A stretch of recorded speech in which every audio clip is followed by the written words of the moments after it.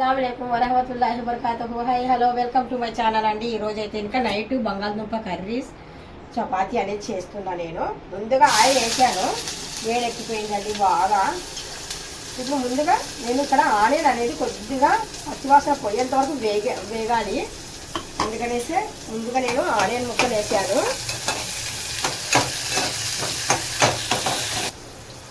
Onion వేసిన తర్వాత మిర్చి యాడ్ చేశాను.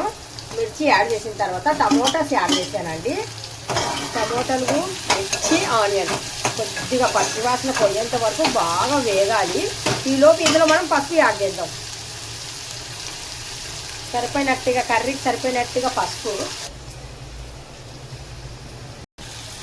మా యూపీ వంట చేస్తుంటే కొద్దిగా సాల్ట్ ఎందుకు యాడ్ చేస్తున్నానంటే ఫాస్ట్ కుక్ అవుతుంది, అందుకనేసి సాల్ట్ కొద్దిగా. మరి కర్రీ బంగాళదుంప వేసినప్పుడు మళ్ళీ వేస్తాను, ఇది జస్ట్ కొద్దిగా. ఏవైనా మీరు కర్రీస్ వండుతున్నారంటే ఇంకా ముందుగా కొద్దిగా సాల్ట్ అనేది యాడ్ చేశారనుకోండి, ఫాస్ట్గా మెత్తబడిపోతుంది అనమాట. ఏ కాయగూర అయినా కానీ సరే ఫాస్ట్ కుక్ అవుతుంది.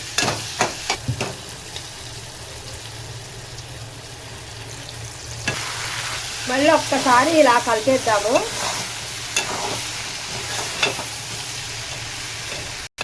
మనకు కర్రీకి సరిపోయినట్టుగా కారం పొడి అనేది యాడ్ చేస్తున్నాను. నేను మిర్చి గుడికి యాడ్ చేశాను కదా ముందుగానే.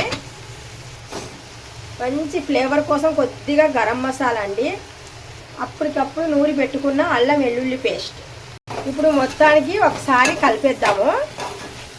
మసాలాలు ముక్కలకి బాగా అంటుకోవాలి.